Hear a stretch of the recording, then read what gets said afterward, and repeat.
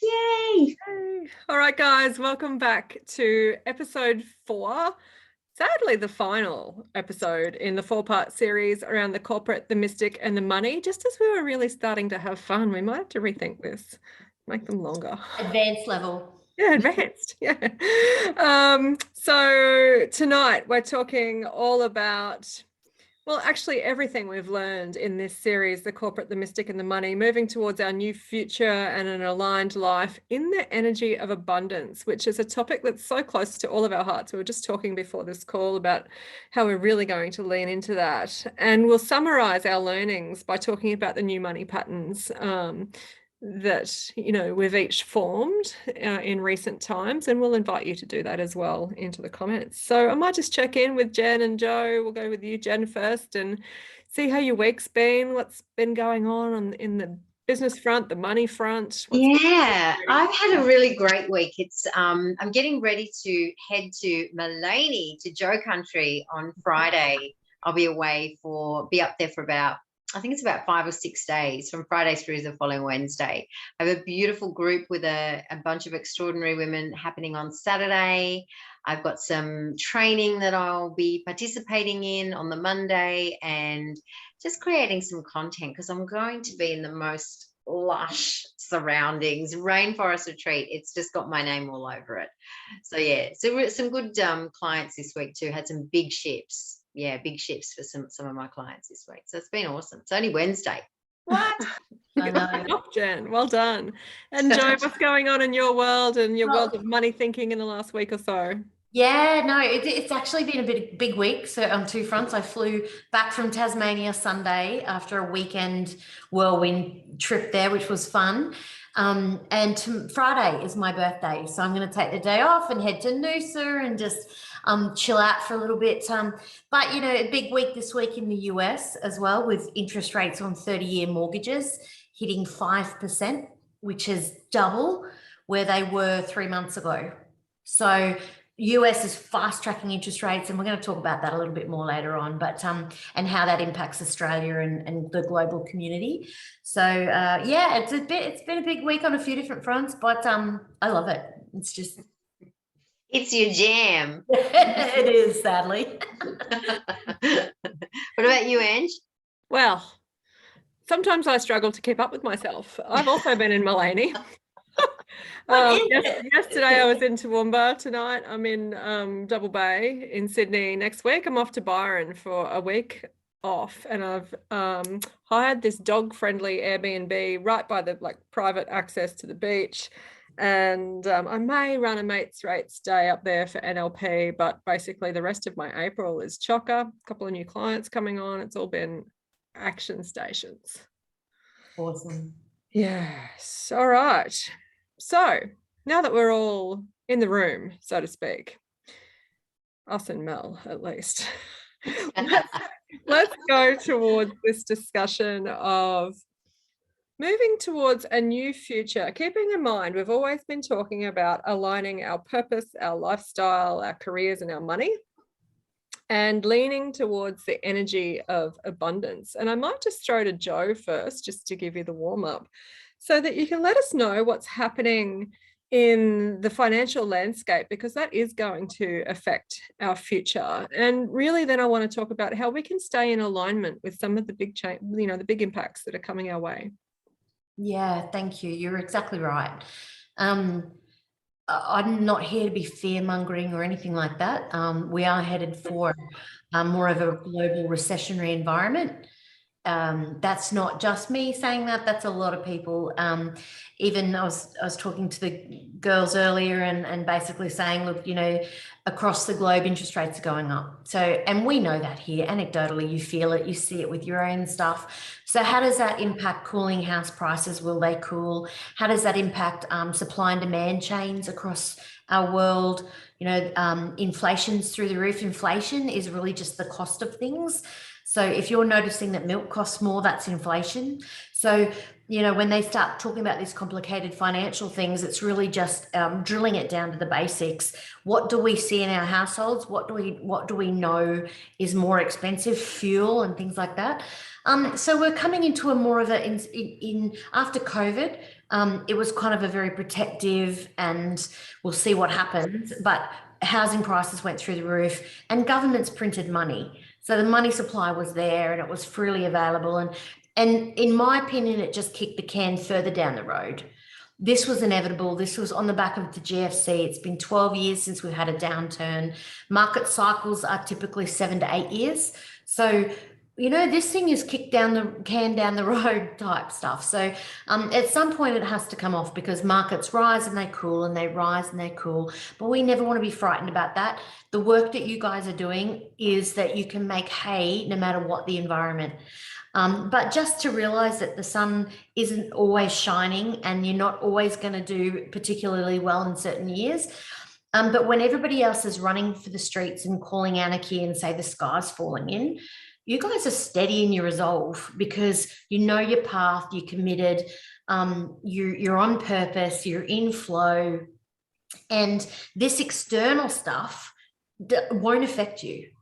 And in fact, you are able to leverage it because you know that it's coming and you're able to put yourself into a solid position where you're not overcapitalized, you're not overcommitted, so that when things are a little bit, you know, stock markets fall, property prices fall, you can take advantage of it because, you know, you're not fearful and you're aware. And 15 years from now, you'll be so glad that you heeded the advice and understand that markets move in cycles. Yeah. So Jo, I just want to pick up on something you said there around, you know, you can make hay even while we're heading into and amongst recession. And I just wanted to ask you for some free financial advice. And that is who wins? And for the viewers. That's so clever, everyone. Who wins in downturning markets and how do you win in a market downturn? Yeah, it's a really clever question. So it depends on your risk appetite and it depends on your cash flow. I mean, at the end of the day, that's it. The big players, you know, the top 10% of global giants, they would have hedged this. They know it's coming. They've got short positions waiting for markets to fall.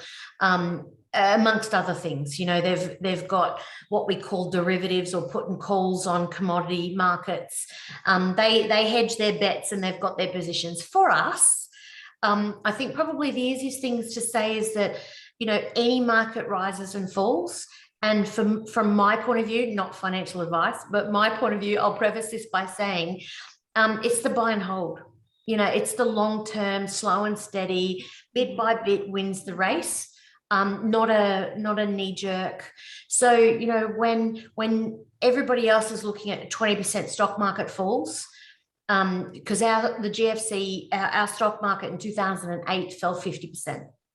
So, you know, that is very real. If you have 200,000 in the stock market in your super, you'll look at it and have 100,000 and be like, oh my God, that is a paper loss. It's not a real loss. You need to look at that over time. Some markets like Australia are reasonably protected because we didn't do lots of money printing. So I feel quite comfortable about people, our Aussies that have their own supers and have their homes and whatever else. There's some really good markets that are going to do well, like Mexico, just based on population demographics and supply and demand globally. And there's going to be some countries that hurt, inevitably places like China, just based on what they're experiencing at the moment. So, you know, there's always the opportunity to make money. It doesn't matter if the market's up or down. But I think slow and steady wins the race and not panicking when the markets fall. If anything, putting yourself into a position where you might have surplus cash flow or freed up cash flow to be able to say, okay, well, I know that that things are cooling, but I have the opportunity here to be able to leverage this and buy an asset. So well described. Thank you, Jodie. So much to take from that. Jen, I might just ask for your reflections too.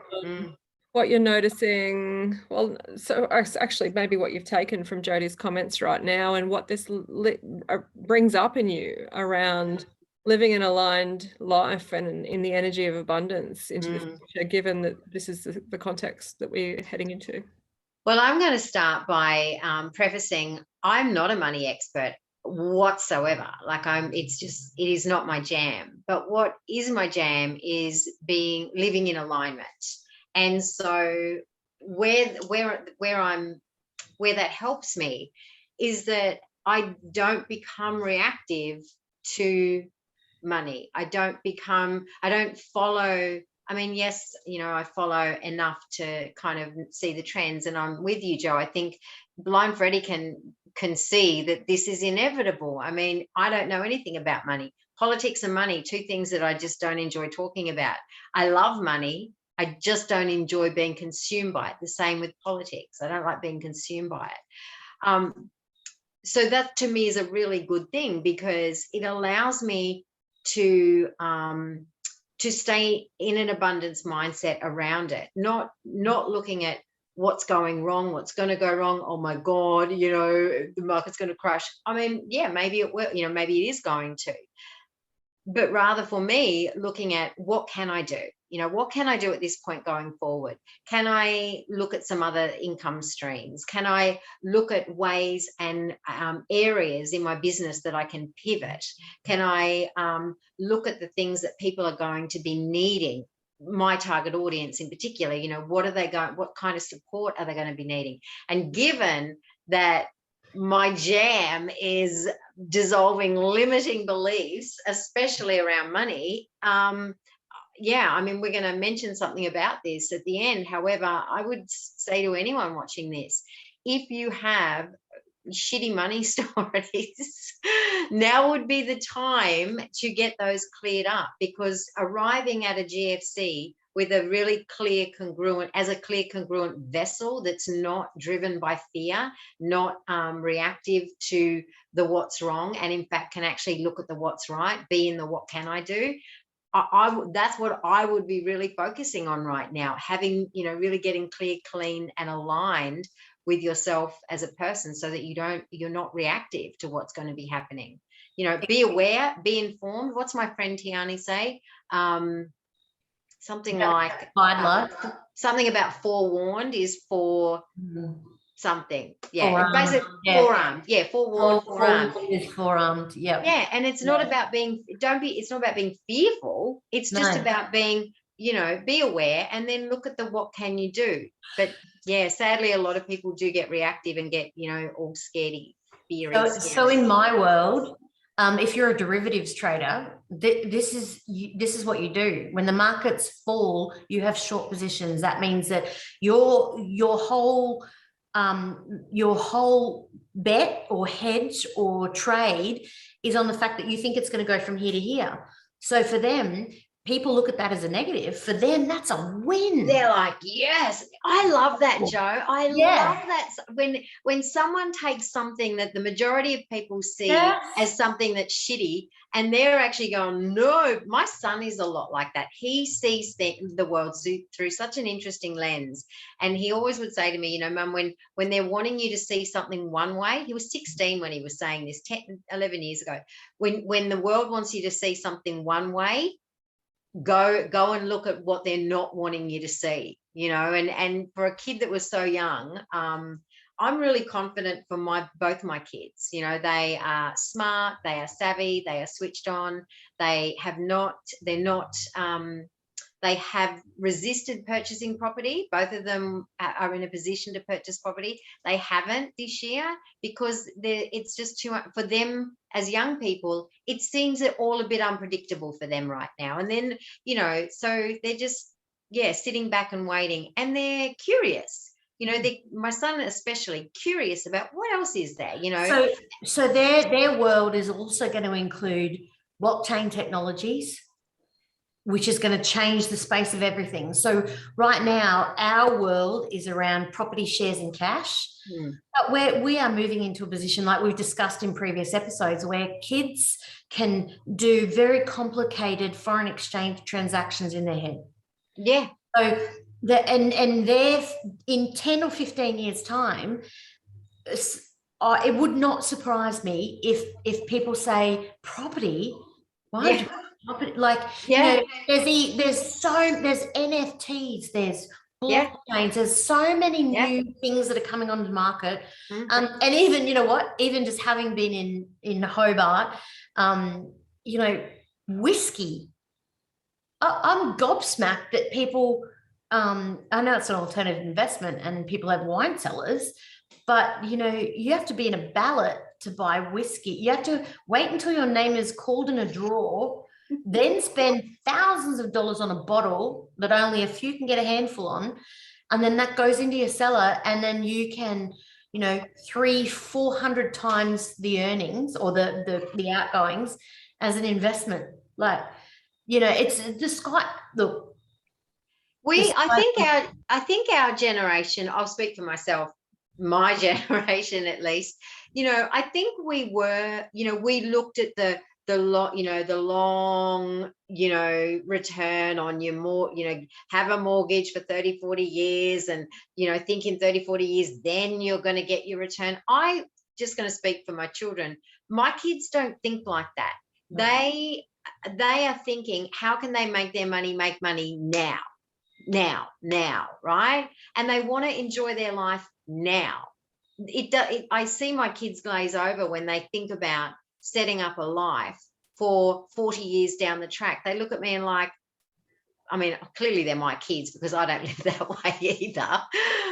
But they're still really clever with their money. You know, they're still thinking about different ways. As I said, especially my son, he's 26 this year, and he is always looking at different things. He's always flicking me things to look at, and I love it. Like, I absolutely love it. You're right. And that generation will not have pension. Yeah. They will not have pension. And at the moment, we're all putting funds aside for super, which is actually not our asset. It's our asset, but it's not our asset. We have no control over the legislation of it. So by the time your son gets to retirement age, by the time I get to retire, I'm mid-40s. I'm closer to 50 now. Well, Friday, I'll be closer to 50 than 40. But you know, I don't have control over my super. So they're going to say, you can't take it as a lump sum. You have to commute that to a pension. So yeah, I'm sorry you've amassed $1 million, but now you can only take a minimum of this percent and a maximum of that percent, and and they'll dictate that. So, and then that's our future, right? So, and they've done it in New Zealand, and that's the modeling for us. So when young people say, yeah, you know, and yes, the future fund, yes, you're going to invest it. I understand their flow. I understand how they're thinking, how they're feeling. You know, our parents are probably the most jaded generation of all times because they come off the back of depression, and parents who saved every freaking cent. They were taught that the great Australian dream was to get a deposit and buy your own house and spend 30 years working your butt off to pay off the mortgage. For a lot of people, they've moved into a position where that is excellent. They've got some capital growth, but then they need to downsize into something that's equally as expensive. So they don't have the cash flow now in their retirement to enjoy living. And literally, pension is poverty. Like, people are barely able to cope on the age pension. So we have to do things differently. And I'm hoping your generation and my generation of children coming through, they'll set the pace. You know, it's exciting. We're here, but we're raising our future generation, and this is kind of cool. Like, I'm happy that they bucked the system. Me too. I think it's great. You know, I love looking at the mentality of my children, and as I said, my son in particular, the way he thinks is so, you know, it's a stretch for me sometimes to keep up with him in a conversation.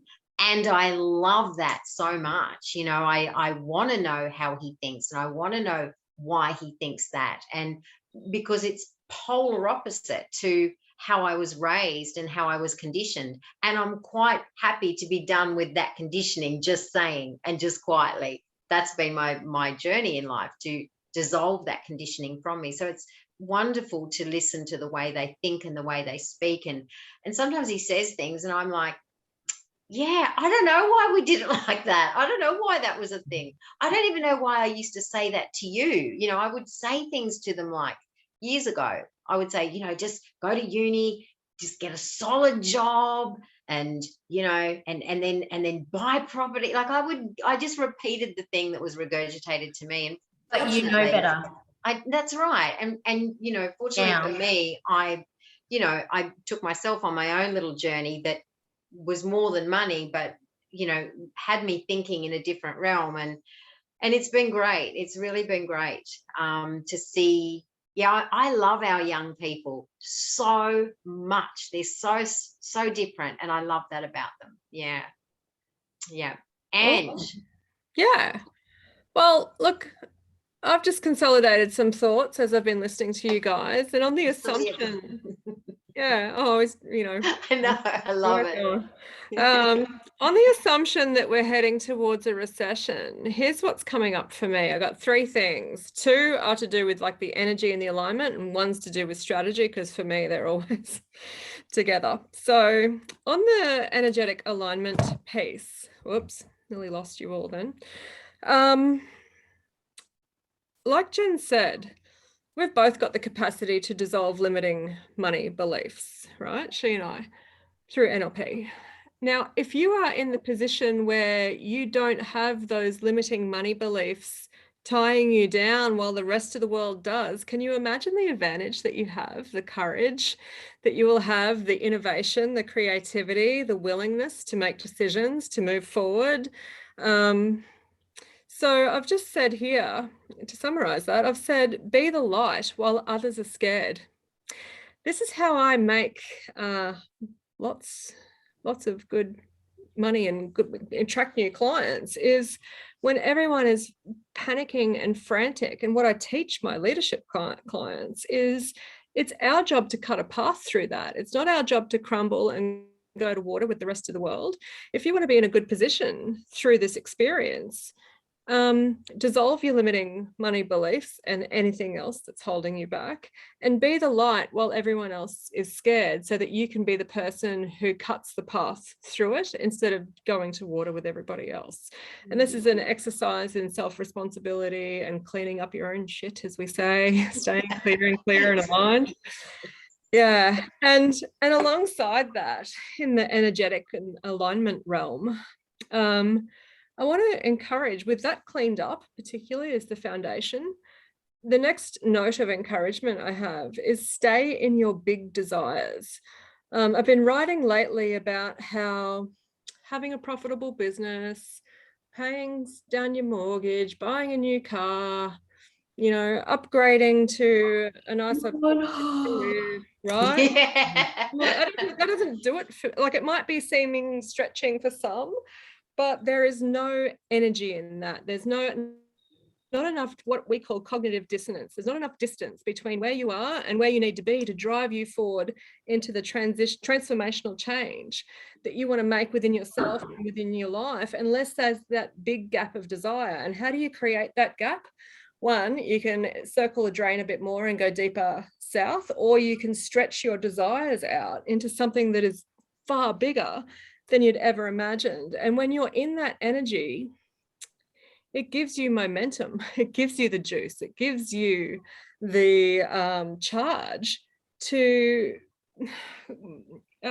create big things for yourself. So the first point, keep it clean and clear, dissolve the limiting money beliefs. That will allow you to be the light and cut a path through this while others are scared. And get your energy for that by staying in big desire. And a lot of people I've spoken to, and we've had some conversations today around people who are struggling with, what is my big desire? Shouldn't I have a big desire? What is that? This comes up all the time with the women in my groups and stuff, and which is, you know, how the whole desire journal, which we talked about in previous episodes, you know, sometimes I ask, when I say someone, well, what is it that you desire? They will go straight into telling me what they don't desire. Well, I don't want this, and I don't want this, and I don't want this. And I go, cool, but what do you desire? Some of us, our ability to desire anything is just so turned off. Or it's someone else's desires. Like you just said, you know, well, I suppose I should pay down the mortgage. I suppose I should, you know, get a new car and stuff. You know, I mean, yeah, it is. Yeah. Dream bigger. My encouragement for those big desires, and sometimes people don't back themselves to live into those big desires. They're just not sure. Let's say you're driving a I won't name a car, but let's say you're driving a cheap car and you want to buy a Tesla, right? Go and test drive a Tesla. See if you like it. If you want to have a beach lifestyle, find an Airbnb, take yourself to the beach, see if you like it, live into it, imagine, get in the energy of living into it, imagine it, as you start to scan for the opportunities, these things will open up. And so what I'm saying is you can maintain your energetic alignment by having and living into and developing, nurturing, getting creative with exploring those big desires. And when everyone else is panicking, you're going to be the one that goes, actually, no, how do I cut a path through this and show leadership in my world? So that's the energy bit. The strategy bit is that a market downturn like this will cause pain. People will have, in my case, like weird leadership behaviors playing out at work. And pain for me equals problems to solve. And that inspires my creativity. That inspires an opportunistic streak in me to go, all right, if people are in the pain of a market downturn, what are we going to see? Maybe they're contracting their learning and development spending. Maybe they're recutting budgets. Maybe they're making staff redundant. What opportunities in my business does that present for me? And it presents like quite a lot. I can smooth the way, I can make those things easier. Any kind of pain in a market will present problems that need to be solved. And you can look at your skill set and ask yourself, how can I get involved in solving those problems? And for the person who's on the call tonight, Mel, pain's almost a good thing for you because people are going to need more of you. They're going to need more of your skill set. So how can you package up a higher value offering that speaks to specifically that pain point? And you'll find opportunities in a market downturn that didn't exist in a boom. And there always is so much innovation comes out of a downturn. There's always innovation that comes out of it. I mean, we've seen it right through the pandemic. No one would have predicted in 2019 that the bicycle industry was going to have like a 700% increase. And it did, right? Because everyone was home and they started buying bicycles for the whole family, right? You know, so you just, you don't know how things are going to go, but look for the opportunities. What's available here, and what is my skill set? I love it, Ange, so much. My whole sales model and conversation is where my problems line up with when my solutions line up with a person's problems, we sell, and it's the right thing to do to connect the problems and solutions together. And where those problems and solutions don't connect, or the gap isn't big enough, we don't sell because it's not going to be a good decision. And so people in pain need help. How can you bring your skill set to help and maybe make them a very high value offer? When you make a high value offer, solving exactly the problems they've got, that is worth them investing in, whether they feel like they're in a downturn or not. And I would add to that, because both of, like, you guys are incredible around this space. Control the controllables, right? So you can't control what happens on a global stage. You can only control your space, how you think about it, and your outcomes. So when everybody else is going to shit, or whatever's happening in their world, that doesn't have to be your world. That doesn't have to be your story. And that's why people consult with people like yourselves, because they want to get out of that story piece. My biggest thing is control the controllables. We need to mitigate the stuff we can't control, and move that into position that meets their risk profile and things like that, and their time frames and whatever else. But there's no point agonizing over stuff we can't change. We just change our viewpoint, and then we try and leverage it so that we can. Beautiful, Jodie. And I think that will help like mitigate a lot of stress, that even people listening into this going, actually, I wasn't fully across the downturn that we're approaching, and now I'm starting to feel stress. How can I cut a path through and control the controllables in my world, and control the controllables for my employer, my clients, the people who would get value from my talent and services? Exactly. Yeah. What do you suggest at the moment, Jo, if people could take some steps, knowing that this isn't an inevitable outcome for the world? what would be some things that you would recommend people even just look at?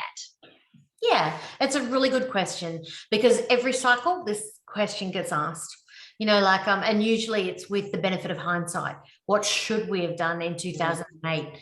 2008 hit, the GFC, the stock markets, Lehman Brothers mortgage collapse in the US trickled across the globe.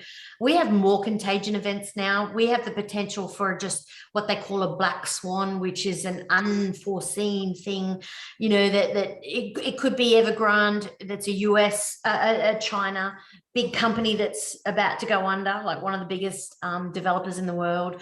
There's so many things, right? So it's a pressure cooker of what could it be. The beautiful thing about that is it's inevitable. and the best thing is that when the markets fall, they do rise. It's just that time frame. So the only thing that I would suggest for everyday people who are watching this is just to make sure you've got your backyard in order. Just, so if I was to go and sit with you and have a cup of tea, could you show me where your bills are? Could you show me the money in versus the money out? Could you tell me what your desires are for the next 5 to 10 years that you're focused on? Or is this just a everyday suck it and see thing that you're just getting through? Because that's what everybody else does. And people who are listening in on this call don't do that, or should, or won't, or are aspiring to not do that. So, would you be proud to show me your situation, or would you be really embarrassed because you actually don't know? And so then do nothing else but just get that in order. If you have a drawer that you just throw bills in, you put your head in the sand. If you think I'm going to manifest, it's going to come to me, but you're not doing the work, all of that can easily be changed. You literally can draw like a line in the sand after this call and say, you know what, from tomorrow, what did you say, Jen, last time, or Ange? I'm going to be that person that I want to be. I'm going to do the actions that is the person that I want to be. Yep. What was it? I think it's be, do, have. Right? That's sounds it. Sounds like be, do, have. Yeah. So I'm a newbie on your journey as well, but I love what you two say, which is why this resonates so well. I just add my money side of it in. I love what you have to say. Like I love hearing you talk. Yeah, and you know what? Forearmed, forewarned, all of that sort of stuff. And it's nothing to be frightened of. It's more about being from a place of gratitude too. If you've got a good job and you're earning a salary, just be respectful of the fact that if you can just keep that going, you're going to be fine. And hindsight teaches us a lot. And if you ever have a chance to go back and look at the 1929 stock market crash, the dot-com bubbles, the tech wrecks, the Asian wrecks, it's always something eventually. It's just that this particular 12 years, weirdly, they've printed money, and we've had a pandemic, which we haven't had for 100 years, so there's a whole lot of outside influence which has come into play, which ordinarily should have, the markets should have come off already. On top of that, with technology, is the rise in let's bet on friggin' everything under the sun. So you can bet on a market rising, you can bet on a market falling, and they call it investors. It's investment, right? It's not. It's hedging a bet, essentially. And anything that you can put on, is it going to go up or is it going to go down, has a program and a software and IT surround it, and they package it as investment.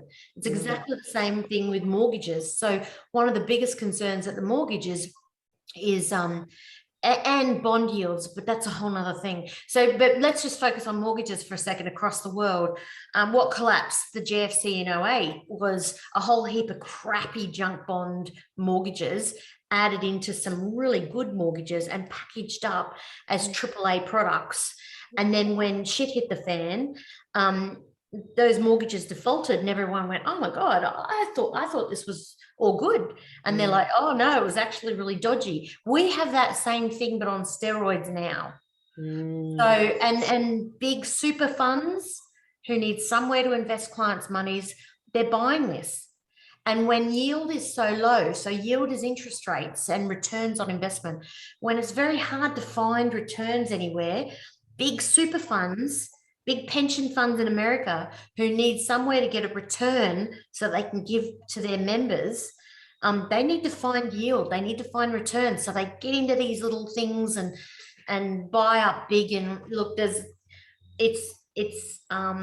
I don't profess to know half of any of it, but I'm fascinated about global economics, and do you know what comes up for me when this is how my mind thinks, and I could be way off base here, but when I hear that, what you've just described, there's this little part of me that goes, that has to be, that system has to go, right? However it goes, it kind of has to go. It's not a fixable system. It's like that whole system, to me, my little brain goes, that is a really fuck system.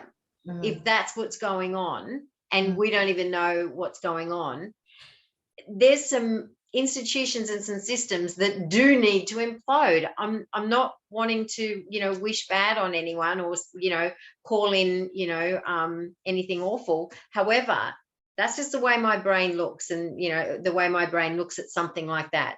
That's not a fixable thing to me. That's something that absolutely needs to go. It might be really ugly in the way in which it goes, but it needs to go. I think markets have been susceptible to, let's say, corrupt influences since the beginning of time, like since we're trading a cabbage for a bag of apples, right? Yeah. So I think I will give you dowry of 3 cows for your bride. I mean, and suddenly we've all watched Game of Thrones. Come on.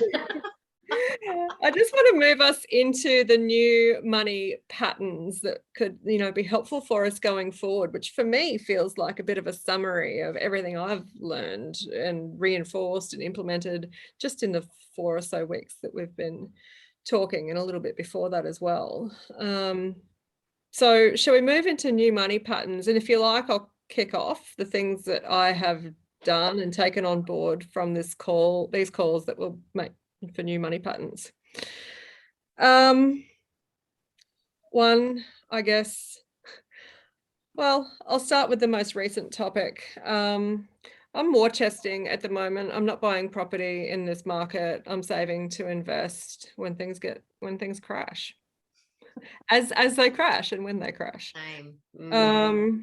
I've got dedicated accounts for my big desires to give my money a job, to give it somewhere to go, to give it focused intention. So when it comes to me, I'm like, right, you're for Paris, or you're for this particular objective, right? So I'm creating jobs for my money to do, to give it purpose as it comes to me. And that also allows me to really respect it at a new level as well, instead of buying more Jimmy Choos, right? Love that, Ange. Nothing wrong with Jimmy Choo. You're an investment, right? The other thing, an account I'm going to rename. I've just decided I've got an account sitting there, and I'm going to rename it. I love that. For a big desire. Yeah, they're called, like, I won't tell you the others, they're a bit embarrassing, but I have things that I want, and I name my accounts to reflect those. Just on a side note, as a bank manager, I can see all of that. Too much. When you've got boob job in, I'm not saying you, but other people have boob job in, and you know what? I see heaps of times people transfer money and they go, "Love you, thanks for the H job." And old mate's transferred cash to his girlfriend or whatever. I can't believe you're looking at it this level of detail. Love you, long time in the reference. When they want you to go through I'm like, it's just, we just laugh. It's hilarious. But maybe I should get a sugar daddy. Is that a valid money strategy, do you think? Depends how old he is. I got 2 more things.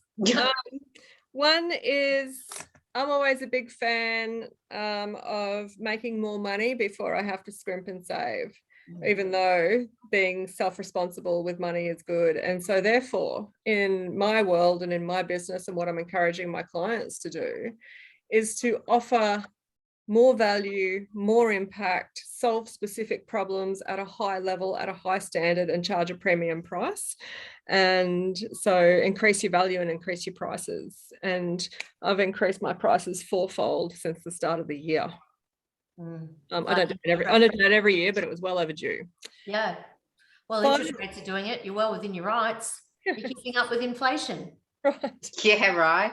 And you know what? They could spend 3 years making mistakes to get the outcome that they want, or they fast track it with you for a premium that condenses it, and it's smashed out in that time frame, which allows them to get a bigger profit and return in 12 months' time.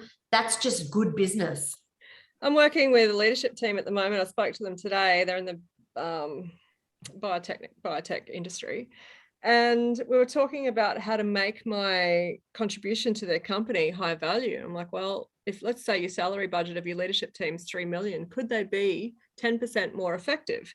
There's 300 grand you're leaving on the table in a lack of effectiveness that I can get back for you, and I'm only charging you 20. Bargain. I'm cheap. Yeah, that's right. That's right. Yeah, exactly. You need to put your prices up even more. Yeah. Maybe I should. And then the last point I just want to offer around new money patterns is about the company you keep and the locations and the experiences that you expose yourself to. Now, I'm in Sydney this week, and there's a reason I'm not staying in Parramatta. I'm staying, not that there's anything wrong. I've offended anyone who lives in Parramatta. I'm staying in Double Bay because I know when I cross the road for lunch tomorrow, there'll be at the cafe I like, outside there'll be a Lamborghini and a Maserati and other cars that I can't even identify. And that reminds me, there is money in this world. And when I overhear the conversations that are going on at those tables, I realize they're people just like us. They have the same struggles that we do as humans. They can benefit certainly from my services, and there is money out there to be enjoyed and had and made. And I love that, Ange. I love that. Seeing things as evidence that there's plenty of money around. Like I love looking in those situations deliberately. So I've shed any of my old beliefs around, well, I need to find the cheapest hotel in town and, buy myself a packet of cornflakes to have with the hotel milk for breakfast. That went a long time ago. And it's not because I just love spending money or I love flashy things. It's a symbol of my own value. And when I hang out in places that reminds me of abundance in the world, then I'm reminded that that's for me as well. Do you know, something I used to do was avoid tolls. I used to avoid tolls, right? I'm sure everyone can relate to that. Yeah. And at one point, having shifted a lot of my money stories and doing the work I've done for myself, one day I was driving along and I went to avoid the toll. It was just, an automatic thing. And I caught myself and I literally just said, girl, you're worth a toll. Let's go. And now every time I go through a toll, I literally give myself a high five and I go, you're worth a toll, girl. Yes, absolutely. You get to go the smooth way. You get to go the most direct way. You get to pay that toll. You are so worth a toll. Like, seriously. And it's exactly what you're saying. It's a tiny example, but that's the piece, Ange, is, where are you doing that? This is for people at home. Where are you telling yourself you're not worth something? Because when like all the time. I couldn't agree more. The people I know that are high net wealth, like seriously high net wealth, don't even entertain this thought, because they just buy what they buy because they like it, because they work hard, because they don't believe that their worth is anything less. And it's not a calculated decision. They don't sit there and go, I'm going to buy organic and I'm going to buy this particular brand. It didn't even enter my head when I was very wealthy myself before 2008. And having lived through certain things, I also know what it's like to have to find $2 to buy bread to feed toddlers. And we don't eat bread because my ex-husband now was celiac.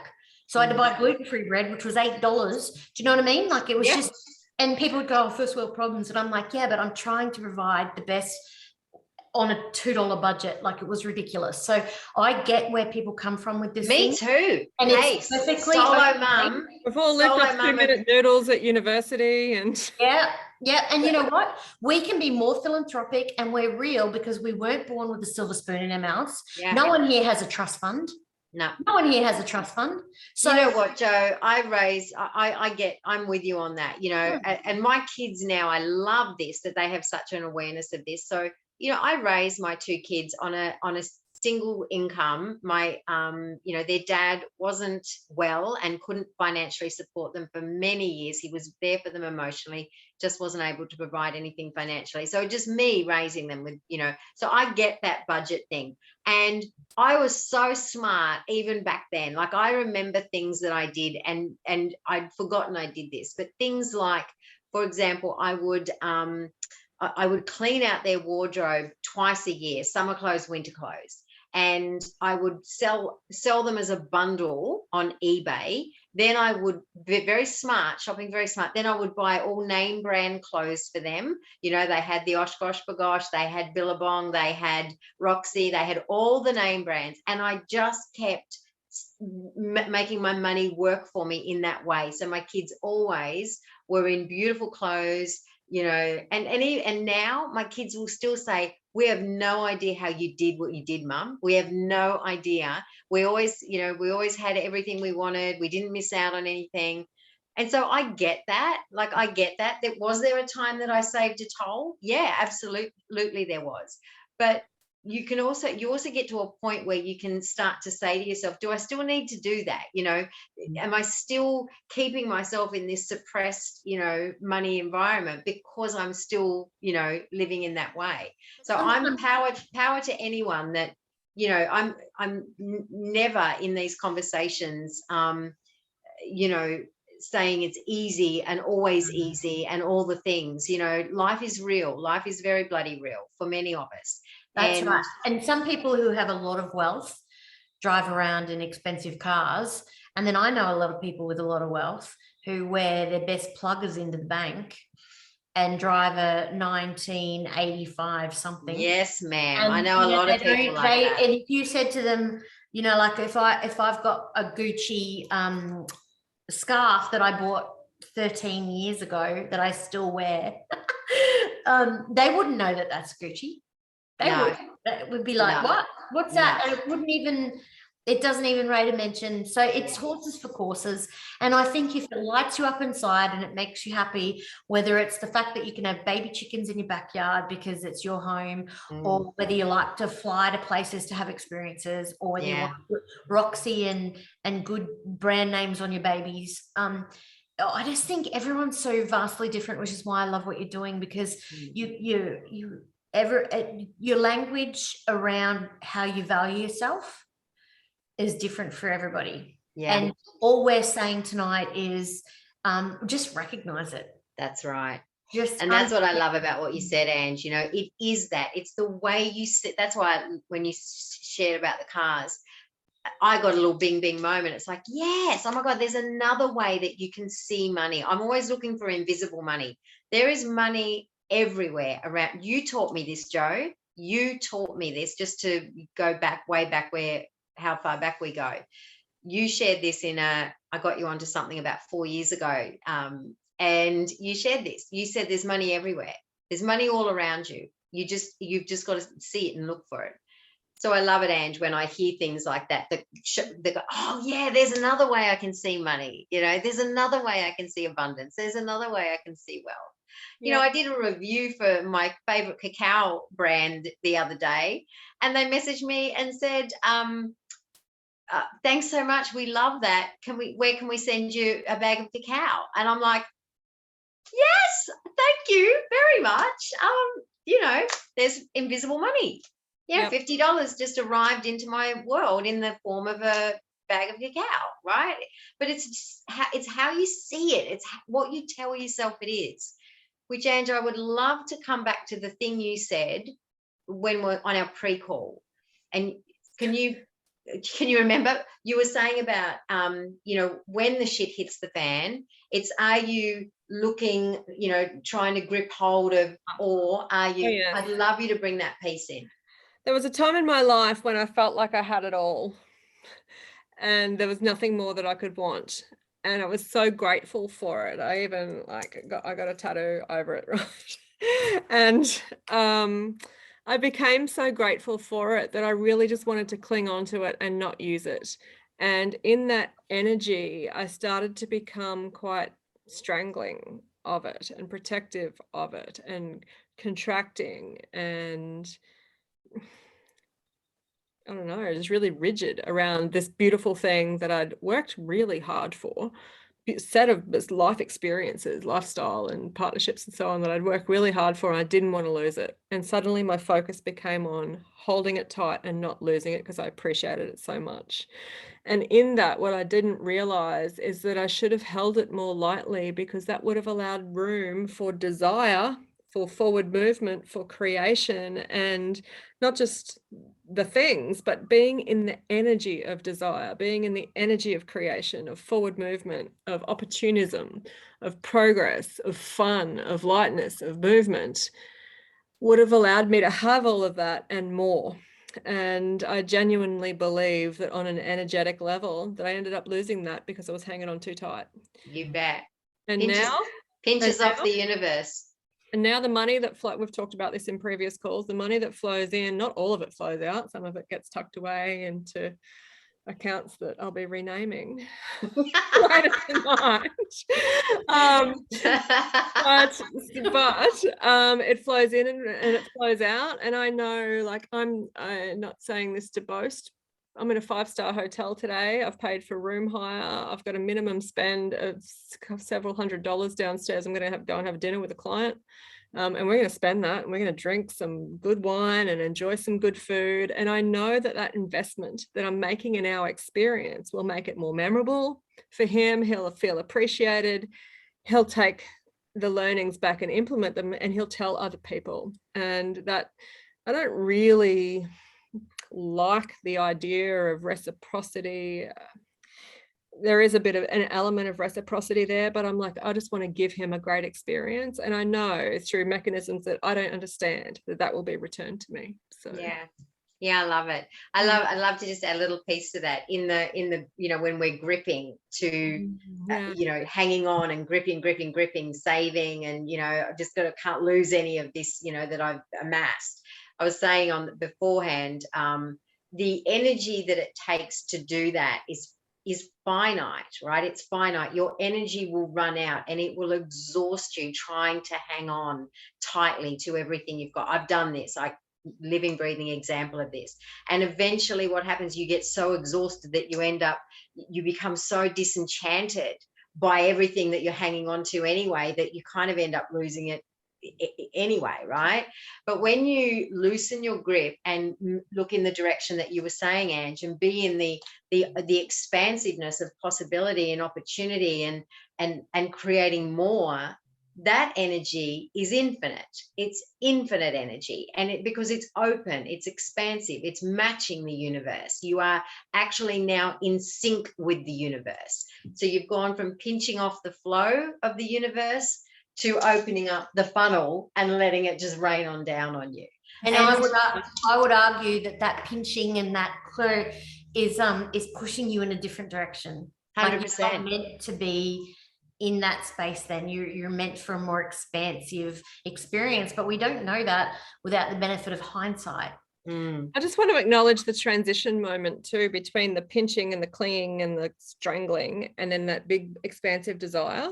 Yeah. I've got a client at the moment who we eliminated some stuff, dissolved some negative limiting beliefs and negative emotion last week. And she's in a holy shit moment of, okay, now that I don't have that stuff to tell me why I can't in my life, to hold me back, I'm fully self-responsible now for the results that I create. And she's having a holy crap moment about, what do I do? Like, if I'm supposed to have these big desires, well, what if I don't have them? And she's having a bit of a panic because her familiar experience is having all of these old money and other stories that would hold her back. And now she's got the opportunity with a clean slate and clear air, and she's feeling the pressure to create something big.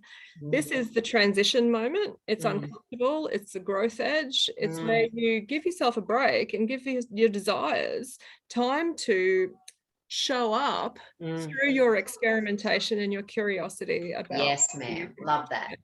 Yeah, and 100%. And I would add to that for your client, small things, right? Start with the small things. Like we underestimate the power of the small things. So, look at the things. If you're not sure, if the idea of desiring something massive is just, too foreign to your new identity, because it will be, you haven't been that before.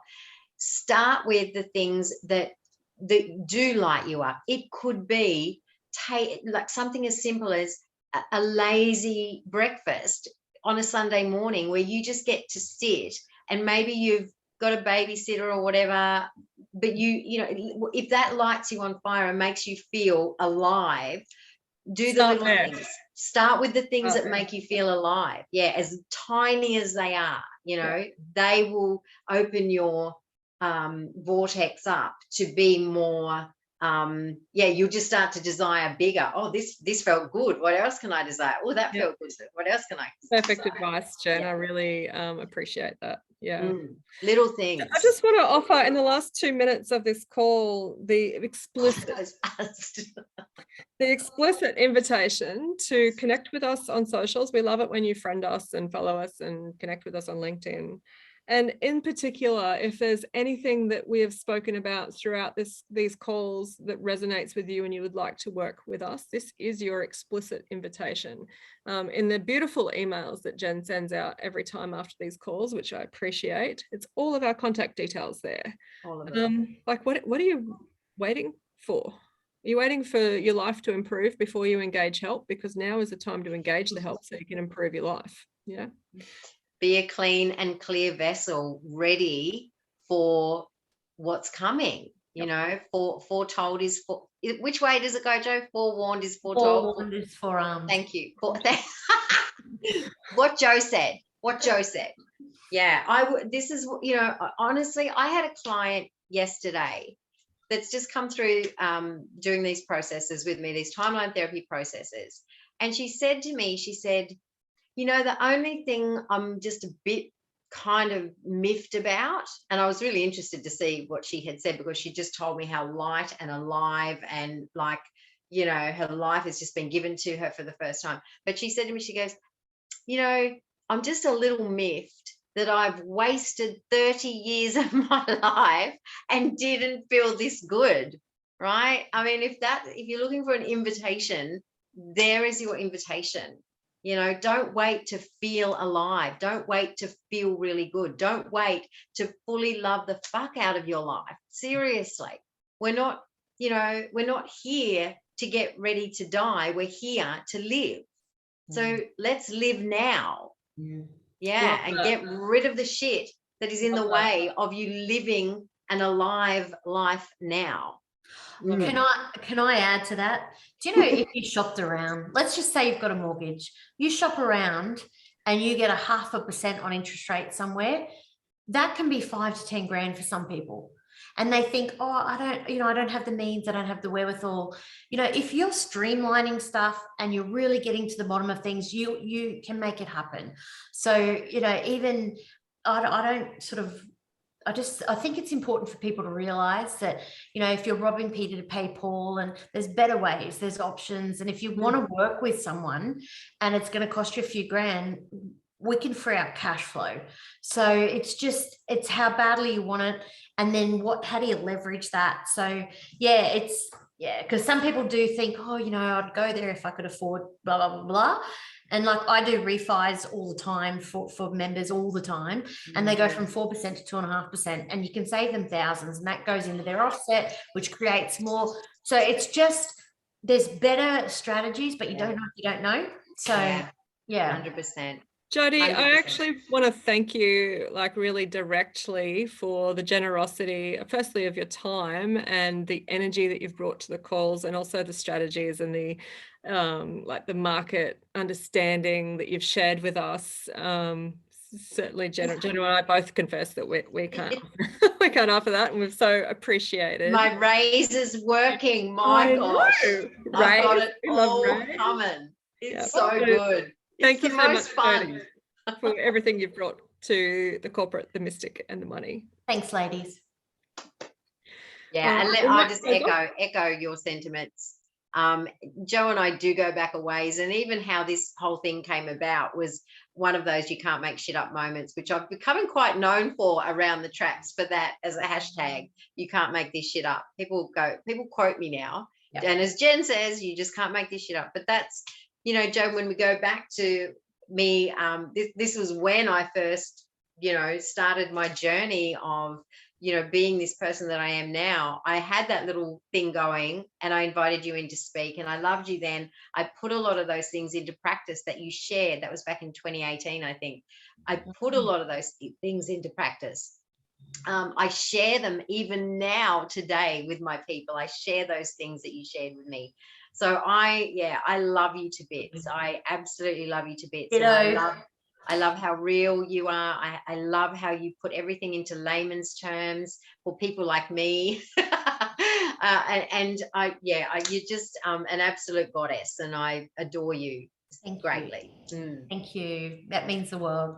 That's lovely. All right. Well, guys, shall we? It's kind of sad, but shall we? I know. And we might have to get together and we have need a think about down the track an advanced money session. I'm having an idea, Jen. I'll float past you for the next corporate mystic and something else that's coming. Well, it's yours. I came up with the money, so it's actually your turn to come up with something. And I'll be watching, let me tell you. Yeah, I've got something brewing, don't worry. Yeah. All right. Happy birthday for Friday. I'll be landing in Mullaney that day, so happy birthday for Friday. You'll be in Noosa.